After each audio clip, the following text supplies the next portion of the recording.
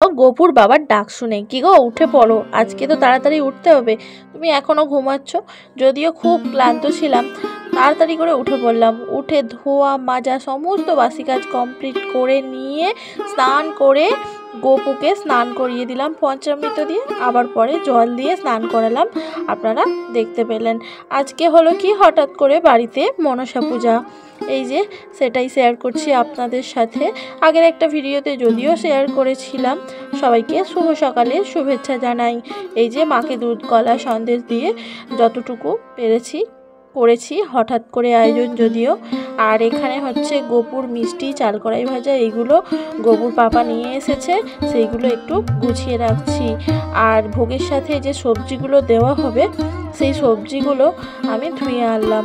আর কয়েকটা আগে ফল এনেছিল সেইগুলো ধুয়ে নিচ্ছি। সবাইকে জানাই শুভ জন্মাষ্টমীর শুভেচ্ছা। সবাই কেমন আছেন? আশা করছি সবাই ভালো আছেন। সবাই ভালো থাকুন, সুস্থ থাকুন, যে যেখানে আছেন। ছোটদের প্রাণ ভরা ভালোবাসা, বড়দের প্রণাম জানাই। মৌসুমীর আরও একটি নতুন ভিডিওতে আপনাদের সবাইকে জানাই স্বাগত। বুঝতে পারছেন চোখ মুখে ক্লান্তির ছাপ, বুঝতে নিশ্চয়ই পারছেন। আজকে আর দম ফেলার একদম সময় নেই। তাছাড়াও তো কালকে অতটা রোদ্দুরে গরমে পরিশ্রম হয়েছে আগের দিন। এই বাবা, ওই আসতে দে, কখন কি করব, মাথা খারাপ, ফেস ইগনোর। তো আগের দিন যেহেতু ওই যাওয়া হয়েছে বড় মার কাছে, আর অতটা পরিশ্রম হয়েছে রোদ্দুরে গরমে, অতটা জার্নি, যার জন্য আজকে উঠেছি, একদম ভোরে উঠতে পারিনি, বুঝলেন, দেরি করে উঠেছি। মোটামুটি সকালেই উঠেছি, জল ছিল, দেরি করে উঠেছি, ভোরে উঠতে পারিনি।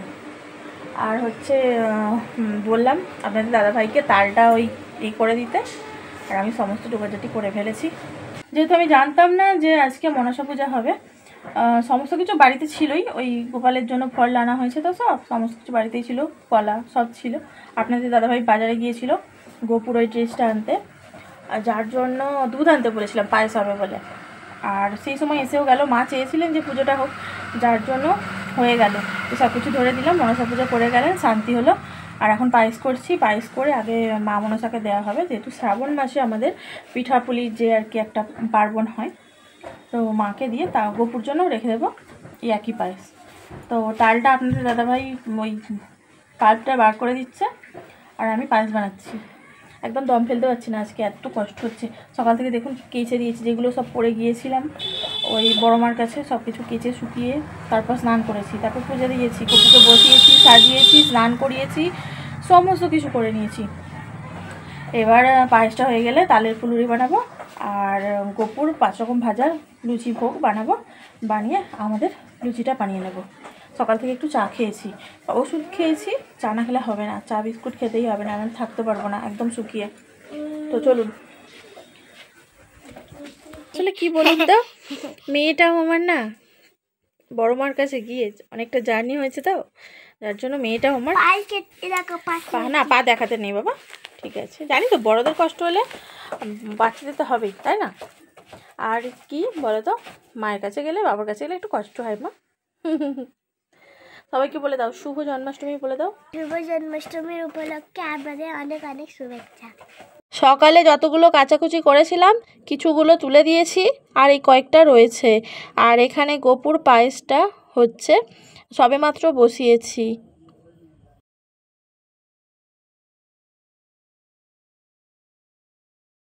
গোপুর কাজে আজকে গোপুর পাপাও হাত লাগিয়েছে, দুজনে মিলে না করলে কি হয় বলুন তো।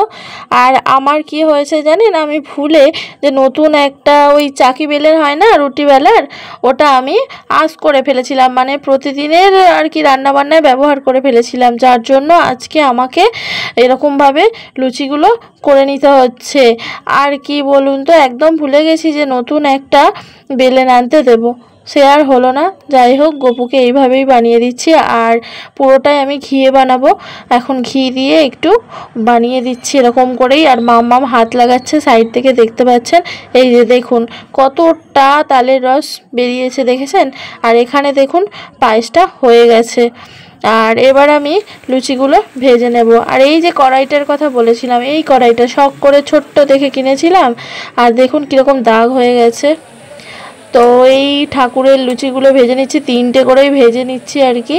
আর পুরোটাই ঘিয়ে, রঙটা দেখে বুঝতেই পারছেন ঠাকুরের ভোগ আমি ঘিয়েই বানানোর চেষ্টা করি, মানে একটু অসুবিধা হয়ে গেলে তখন আমি সাদা তেলে বানাবার চেষ্টা করি।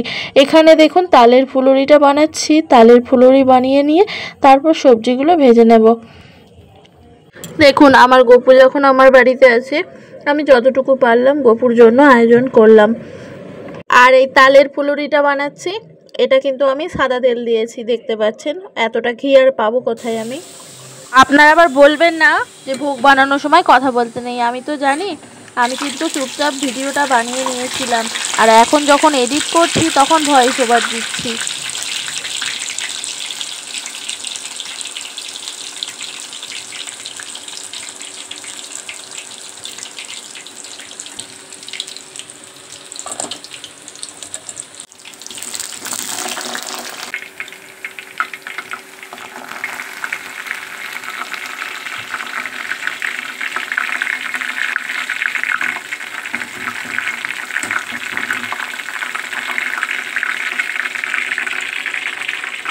গপুর ভোগ বানানো কমপ্লিট হয়ে গেছে। এবারে খাওয়ার জন্য আপনাদের দাদাভাই মামা মাছে খাবে, তো আমি পূজায় বসলে আর তো পারবো না, যার জন্য এগুলো বানিয়ে নিচ্ছি। খাবারের জন্য লুচি আর বাঁধাকপির তরকারিটাই বানালাম, তাড়াতাড়ি বানিয়ে নিয়ে আবার গপুর পূজায় বসতে হবে। ওই ধরুন 10:30 পর্যন্ত পূজাটা করা যাবে। তো চলুন পুরোটা দেখতে থাকুন।